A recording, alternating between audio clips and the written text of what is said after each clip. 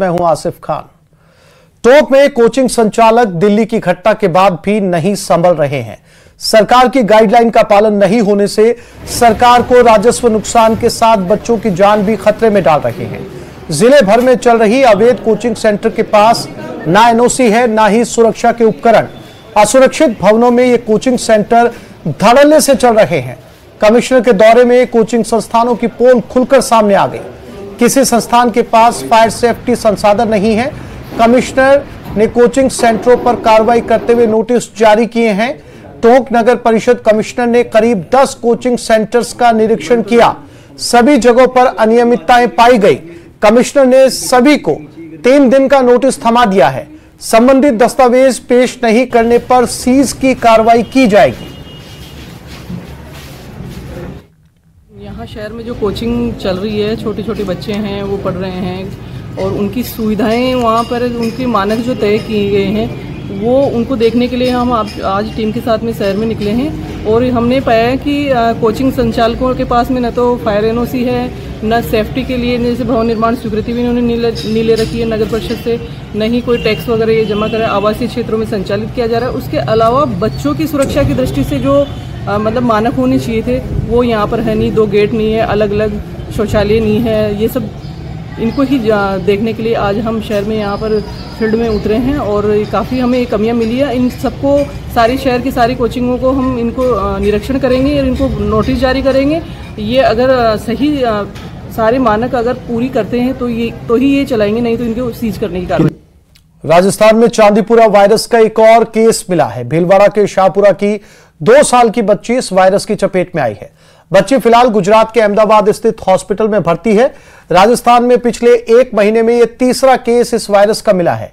Health department Rajasthan से जारी report के मुताबिक पिछले दिनों भेजे गए सैंपल में से एक की रिपोर्ट बुधवार शाम को पॉजिटिव आई है। अभी भी एनआईवी पुणे में 118 सैंपल भेजे हुए हैं जिनकी रिपोर्ट आना बाकी है। अभी इनकी स्थिति कंट्रोल में है।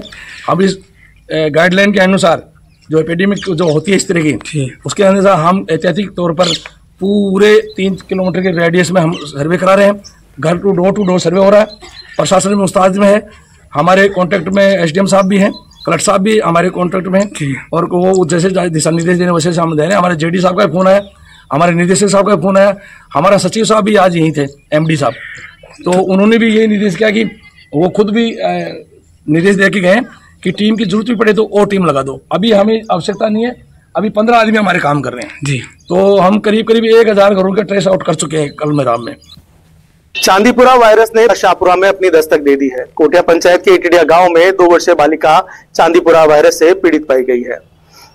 तेज बुखार था, जुकाम था। परिवारजनों ने प्राथमिक उपचार भी कराया। विजयनगर के निजी अस्पताल में भी इलाज कराया गया। हालत ज्यादा बिगड़ने पर अहमदाबाद रेफर कर दिया गया। वहां पर जांच में पुष्टि होती है चांदीपुरा वायरस की। शाहपुरा चिकित्सा विभाग हड़कंप में आ जाता है, उस गांव पहुंचता है, वहां पे मॉनिटरिंग की जाती है, छिड़काव भी किया गया है ताकि वो वायरस और कहीं ना फैले। लगातार चिकित्सा विभाग उस पूरे मामले की मॉनिटरिंग कर रहा है, परिजनों के संपर्क में भी है। चांदीपुरा वायरस से पीड़ित बालिका का इलाज अहमदाबाद में चल रहा है, पर कहीं ना कहीं जब चांदीपुरा वायरस ने अपनी दस्तक दी है उसको देखते हुए प्रशासन और चिकित्सा विभाग अलर्ट मोड पर आ चुका है। शंकु सनाटी के साथ राहुल कौशिक, न्यूज 18। और राजसमंद जिले में बरसात के यहां की खूबसूरती देखने दूर दूर से सैलानी आ रहे हैं। जिले के कामली घाट क्षेत्र में गोरम घाट, भीलबेरी और गोरी धाम में कल कल बहते झरने अब सैलानियों को अपनी तरफ आकर्षित कर रहे हैं।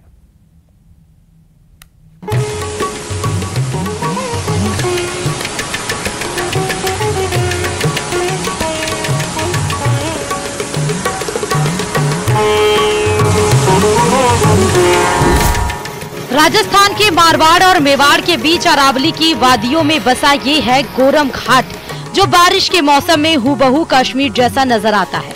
यही वजह है कि इसे राजस्थान के कश्मीर कहा जाता है। ये जगह राजसमंद जिले के देवगढ़ के पास है।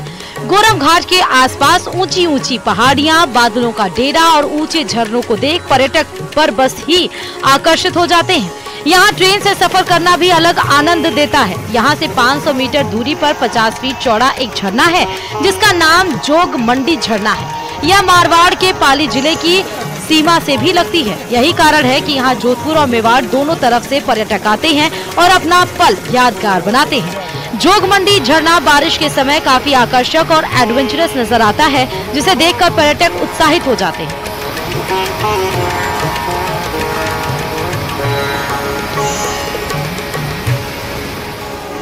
देवघर नगर में पिछले 2 दिनों से हो रही अच्छी बारिश के बाद जलाशयों में पानी की आवक के साथ ही झरने बहना शुरू हो गए। क्षेत्र का प्रसिद्ध भील बेरी का झरना अपने पूरे यौवन पर बह रहा है। इस झरने की सुंदरता को निहारने के लिए मेवाड़ और मारवाड़ से बड़ी संख्या में पर्यटक बारिश के मौसम में यहाँ पहुँचते हैं। ये राजस्थान का सबसे ऊंचा झरना है, जिसमें 182 फीट की ऊंचाई से पानी गिरता है। भील बेरी झरने को राजस्थान का दूध सागर भी कहा जाता है।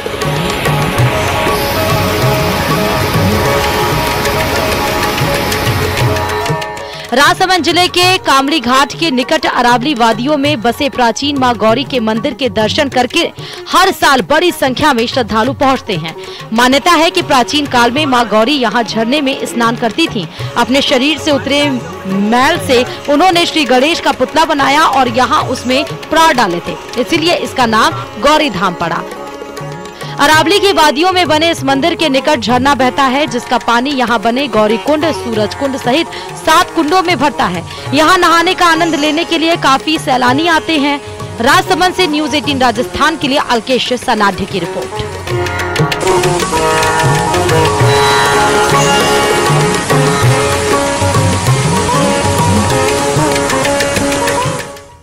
राजस्थान इंटरनेशनल सेंटर जयपुर अक्षय ऊर्जा बिजनेस प्रमोशन समिट 2024 का आयोजन किया गया। कार्यक्रम में आरयूवीएन और गेल के बीच एमओयू हस्ताक्षर किए गए।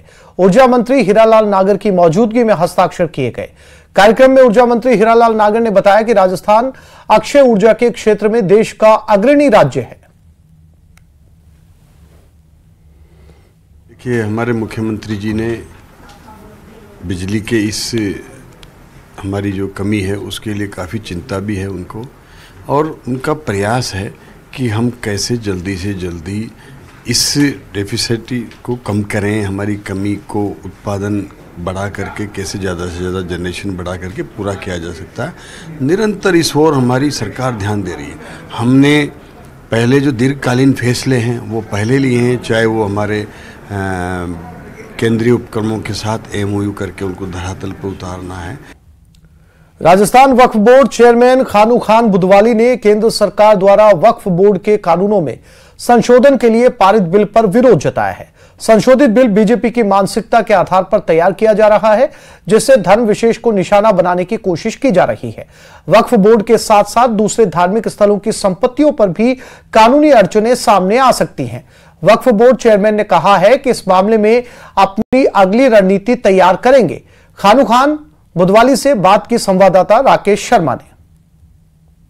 सरकार द्वारा वक्फ बोर्ड एक्ट में संशोधन लाने के लिए लोकसभा में बिल पेश किया गया है। इस वक्त हमारे साथ राजस्थान वक्फ बोर्ड के चेयरमैन खानू खान जी हैं। किस तरीके से सर इस पूरे उसको देखते हैं आप, जो केंद्र सरकार जिस तरीके से वक्फ बोर्ड के एक्ट में जो परिवर्तन लाने का प्रयास कर रही है? देखिए, आज जो जिस तरह से लंबे समय से भारतीय जनता पार्टी के शासन में ये इसकी एक्सरसाइज चल रही थी, पिछली बार जब स्मृति ईरानी जी जब इस डिपार्टमेंट के मंत्री थी, कई बार मीटिंग्स भी हो और इस पर हमने कुछ इश्यूज़ पे ऑब्जेक्शन भी किया था, लेकिन हमें उसी दिन अंदेशा लग गया था कि अमेंडमेंट करना चाहेंगे। लेकिन आज ये हिंदुस्तान का दुर्भाग्य, जिस कॉन्स्टिट्यूशन को में जिस संविधान को लोकसभा और राज्यसभा ने बनाया, उसी को आज ऐसी क्या चीज़ आ गई जो इसमें वक्फ एक्ट में परिवर्तन करने की बात आ गई। ये परिवर्तन करना एक सामाजिक या द्वेषता कहिए, उनकी मानसिकता कहिए, अगर वो करते संविधान के दायरे में रख के सभी मजहबात की जो इस तरह की जो थी कॉन्स्टिट्यूशन, जो लैंड्स थी या किसी इस तरह से थी, सब पे लेके आते तो एक अच्छा लगता, और उसमें कहीं ना कहीं सारे जगह पे उन लोगों को मेंबर्स बनाते तो अच्छा लगता। लेकिन केवल ऐसी क्या नौबत आ गई जो इस वक्त में अमेंडमेंट करने की, जो इस भाजपा सरकार को ऐसी परिस्थिति बनी। अब चूंकि लोकसभा में बिल पेश किया गया है और जिस तरीके से आर्टिकल 40 और सेक्शन 85 दोनों में जो चेंजेस की बात की जा रही है, किस तरह का असर इससे होगा? देखिए, बिल्कुल असर तो होगा। इसमें जो 40 जो सेक्शन जो है उसके अंदर भी आप वक्फ में जो जिसकी मंशा के मुताबिक वो जाति धर्म के लोग से वक्फ की लैंड नहीं बनी। जिस रियासत में जहाँ वक्फ की लैंड, जो मंदिर या कहिए मस्जिद कहिए, कब्रिस्तान कहिए, दरगाहें कहिए, जिसमें वहाँ के राजा नवाब या जो ज़मीन लैंड करते थे, उस पर उस संस्थाओं का उसमें नगद के बजाय उनसे आमदनी से काम चलता था और उस पर कोई इंक्रोच करता था।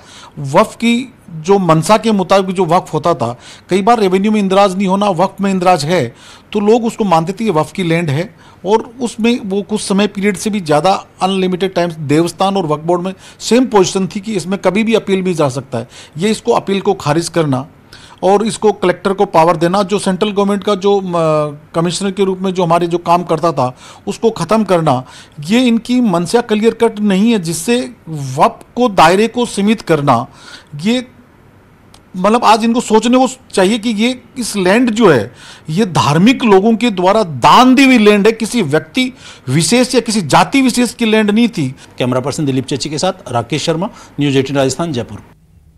अलवर जिला कांग्रेस ने बिजली कटौती, बेरोजगारी, भ्रष्टाचार सहित कई मुद्दों को लेकर मिनी सचिवालय के बाहर धरना प्रदर्शन किया। धरना प्रदर्शन में पूर्व केंद्रीय मंत्री भंवर जितेंद्र सिंह और नेता प्रतिपक्ष टीकाराम जूली भी मौजूद रहे। कांग्रेस नेताओं ने कहा कि सरकार के खिलाफ जो मोर्चा खोला है उसको आगे बढ़ाएंगे। जो एक इसलिए विश्वास हो चुकी है, 8 महीने के अंदर ही ये सरकार फेल हो चुकी है।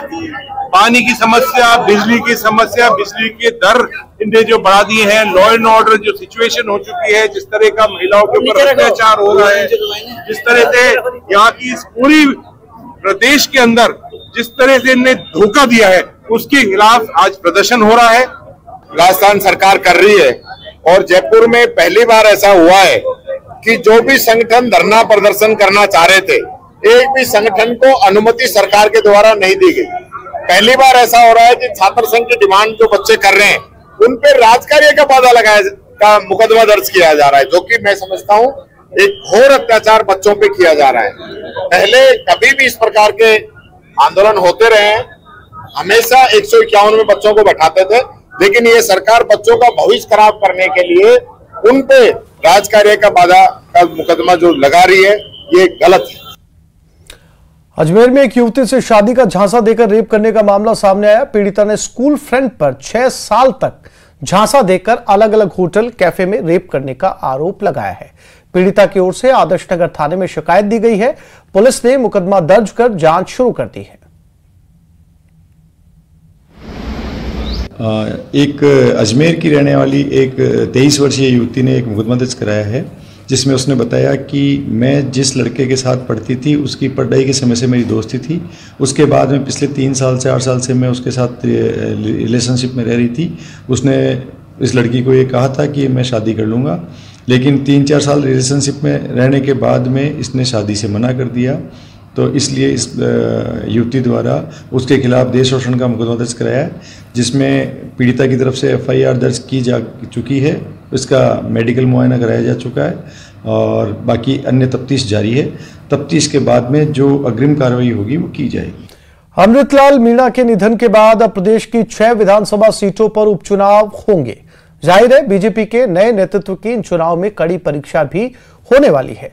कांग्रेस के 3 और बीएपी रालोपा के एक विधायक के सांसद बनने के बाद विधानसभा की 5 सीटें पहले से ही खाली चल रही थी।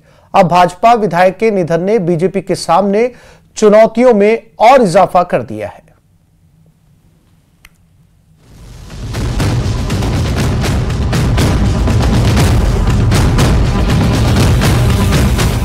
प्रदेश में अब 6 सीटों पर होगा उपचुनाव।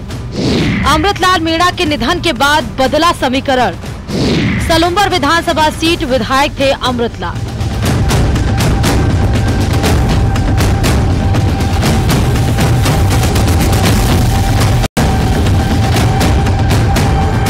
बीजेपी विधायक अमृतलाल मीणा के निधन के साथ ही अब राज्य की आधा दर्जन विधानसभा सीटों पर उपचुनाव होंगे। जाहिर है बीजेपी को अब कड़ी परीक्षा से गुजरना पड़ेगा।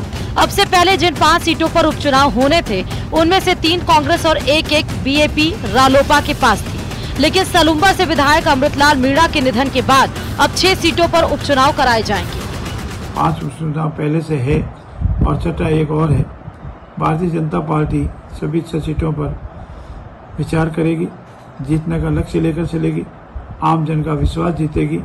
और हमारे आदरणीय यशस्वी मुख्यमंत्री जी ने जो बजट दिया है और धरातल उतारने का जो रात और दिन प्रयास हो रहा है, उसके आधार पर मुझे पूर्ण विश्वास है कि हम 6 की 6 सीटें जीतेंगे।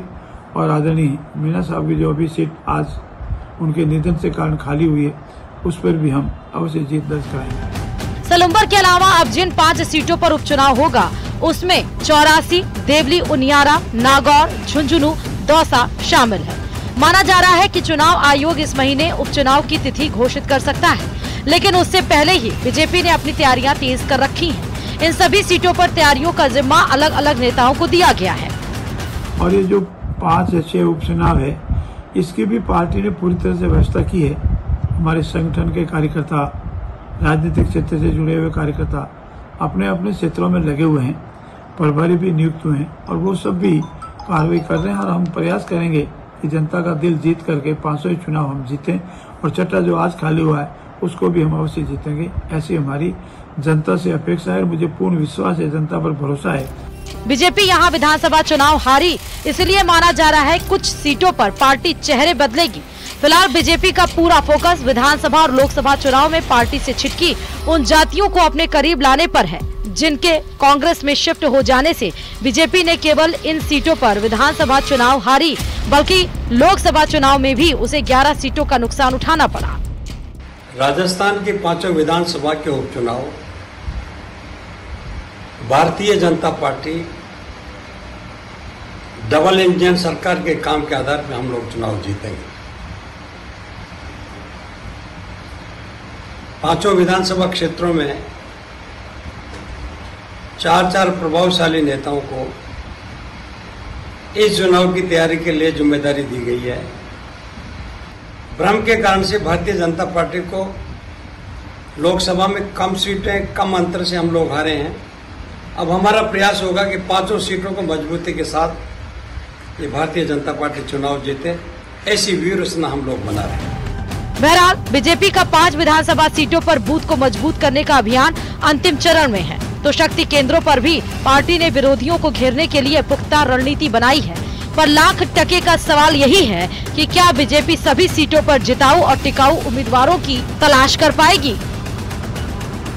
बीजेपी विकास को मुद्दा बनाकर चुनाव मैदान में उतरेगी। मतदाताओं को यही भरोसा दिलाने की कोशिश होगी कि अगर आपका विधायक बीजेपी का होगा तो फिर इलाके में न केवल विकास की गंगा बहेगी बल्कि इलाके का पिछड़ापन भी दूर हो जाएगा। मगर इन तमाम चीज़ों से पहले बीजेपी को सामाजिक समीकरण भी साधने होंगे, तब कहीं जाकर मुकाबला कांटे का हो सकता है, क्योंकि विधानसभा के और लोकसभा के चुनाव में इन्हीं सीटों पर बीजेपी को सामाजिक समीकरण बिगड़ने की सजा भुगतनी पड़ी है और पार्टी की यहाँ पर हार हुई है। देखना है पुरानी गलतियों से बीजेपी इस उपचुनाव में किस तरह की सीख लेती है। कैमरा पर्सन मान सिंह के साथ बाबूलाल धायल, न्यूज 18 जयपुर। पीएम मोदी ने बांग्लादेश के नए प्रधानमंत्री मोहम्मद यूनुस को बधाई दी है। साथ ही हिंदुओं की और अन्य सभी अल्पसंख्यक समुदाय की सुरक्षा सुनिश्चित करने की आशा जताई है। पीएम मोदी ने सोशल मीडिया प्लेटफॉर्म एक्स पर लिखा है, प्रोफेसर मोहम्मद यूनुस को उनकी नई जिम्मेदारी संभालने पर मेरी शुभकामनाएं। हम उम्मीद करते हैं कि जल्द ही सामान्य स्थिति बहाल हो जाएगी, जिससे हिंदुओं और अन्य सभी अल्पसंख्यक समुदायों की सुरक्षा सुनिश्चित होगी। भारत शांति, सुरक्षा और विकास के लिए दोनों देशों के लोगों की साझा आकांक्षाओं को पूरा करने के लिए बांग्लादेश के साथ काम करने के लिए प्रतिबद्ध है।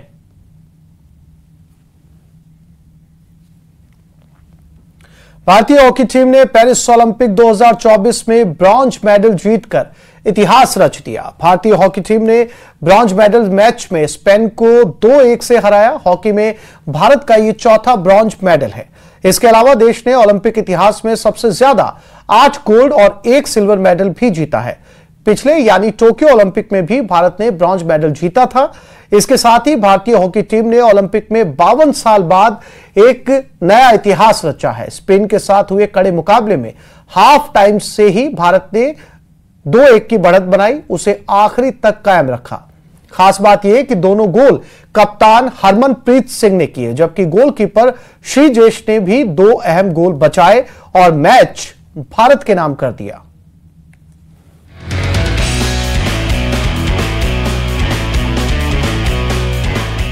भारत ने पेरिस ओलंपिक्स में चौथा मेडल जीत लिया है। टीम इंडिया ने ब्रॉन्ज मेडल मैच में स्पेन को 2-1 से हरा दिया। इस जबरदस्त मैच में भारतीय कप्तान हरमनप्रीत सिंह ने कमाल का खेल दिखाया और 2 गोल दागे और उनके ये 2 गोल भारतीय टीम को ब्रॉन्ज दिलाकर लिया है। सबसे पहले उन्होंने 30वें मिनट पर गोल दागा और इसके बाद 33वें मिनट में भी हरमनप्रीत सिंह ने ही पेनल्टी कॉर्नर पर गोल दाग दिया। हालांकि हाफ टाइम की अगर बात की जाए तो 30वें मिनट पर स्कोर 1-1 का था और बराबरी का खेल चल रहा था। हालांकि इसके पहले 18वें मिनट में ही स्पेन की ओर से इकलौता गोल मार्क मेलारेस पोर्टिलो ने पेनल्टी स्ट्रोक के जरिए किया था और इसके बाद बारी आई 30वें मिनट की और 30वें मिनट में भारत के कप्तान हरमनप्रीत सिंह ने 1 गोल करके स्कोर को 1-1 पर पहुंचा दिया। उधर तीसरे क्वार्टर में मैच के 33वें मिनट में हार्दिक सिंह ने वीडियो रेफरल मांगा, जिस पर रेफरी ने भारत को पेनल्टी दी। इसका फायदा उठाकर कप्तान हरमनप्रीत सिंह ने 1 और गोल दाग दिया। ये उनका टूर्नामेंट में 10वां गोल रहा और इसी के साथ स्कोर 2-1 का हो गया। मैच के 59वें मिनट में स्पेन को पेनल्टी कॉर्नर जरूर मिला, लेकिन गोलकीपर पीआर श्रीजेश ने इस गोल को बचा दिया और इसी के साथ भारतीय टीम ने ब्रॉन्ज मेडल पर कब्जा कर लिया। भारत की हॉकी टीम पेरिस ओलंपिक्स में जिस तरीके से कांस्य पदक हासिल किया है, ब्रॉन्ज मेडल हासिल किया है, मैं अपनी ओर से और अपनी पार्टी की ओर से भारत की टीम को हार्दिक बधाई देता हूँ। देखो, बहुत एक्साइटिंग भी था और बड़ा डरावना भी था, क्योंकि लास्ट सेकंड्स में भी स्पेन को बहुत पेनल्टी कॉर्नर मिले। खैर, जैसे कहते हैं ना कि जो हुआ अच्छा हुआ और भारत को इसी के साथ पिछली बारी वाला जो मेडल है वो मेंटेन किया है, तो मेरा ख्याल है कि बहुत खुशी के पल हैं। हालांकि आपको बता दें कि भारतीय हॉकी टीम सेमीफाइनल में जर्मनी के खिलाफ हार गई थी। जर्मनी ने भारत को 3-2 से हराया था और इस हार के साथ ही टीम इंडिया का गोल्ड मेडल जीतने का सपना टूट गया था। लेकिन स्पेन के साथ ब्रॉन्ज के लिए हुए मुकाबले में जहां हॉकी टीम के कप्तान हरमनप्रीत सिंह ने 2 गोल दागकर टीम इंडिया को मजबूत करने का काम किया, तो दूसरी तरफ गोलकीपर पीआर श्रीजेश ने भी अपने दमदार खेल से स्पेन के अटैक को 2 बार नाकाम किया और ब्रॉन्ज मेडल जीत लिया। Bureau report, news 18। CM Bhajanlal Sharma ने काला डेरा हादसे पर शोक जताया है। उन्होंने सोशल मीडिया प्लेटफॉर्म एक्स पर लिखा है, जयपुर के काला डेरा थाना क्षेत्र के रिको स्थित फैक्ट्री में हुए दुर्भाग्यपूर्ण हादसे में हुई जनहानि अत्यंत दुखद है। जिला प्रशासन के अधिकारियों को घायलों के समुचित उपचार हेतु निर्देशित किया गया है। प्रभु श्री राम दिवंगत आत्मा को अपने श्री चरणों में स्थान और घायलों को शीघ्र स्वास्थ्य लाभ प्रदान करे। ओम शांति।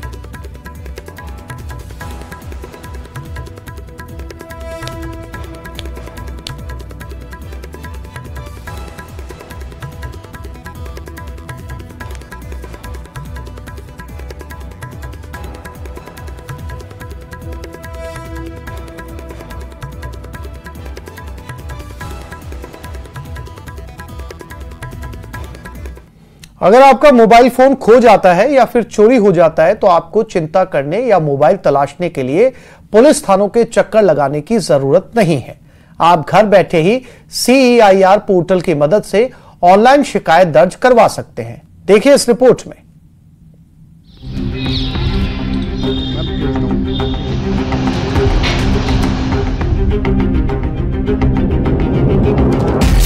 मोबाइल खोने या चोरी होने पर ना हो परेशान, CEIR पोर्टल है हर समस्या का समाधान।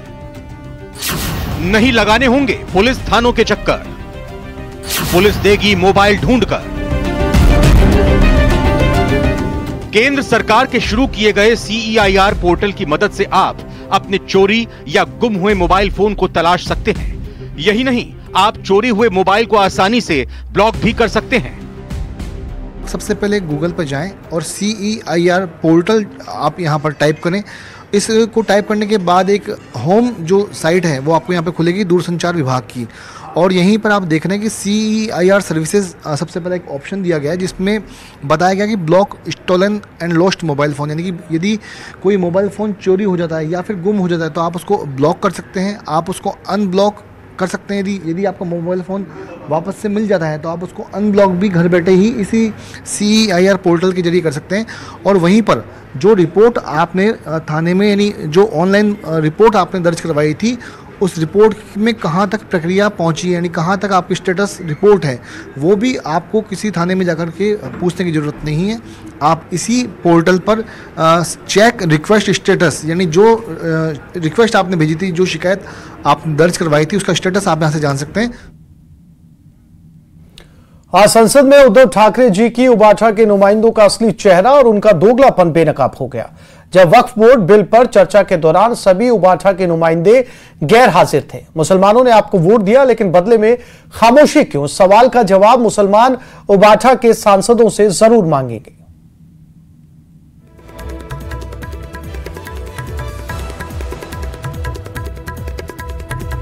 और ये मिलिंद देवड़ा का ट्वीट भी है।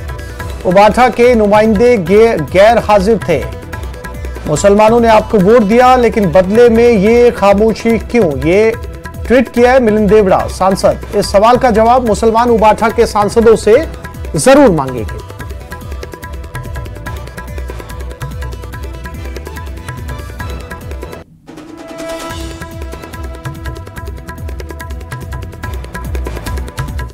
तो इस बुलेटिन में फिलहाल इतना ही। नमस्कार।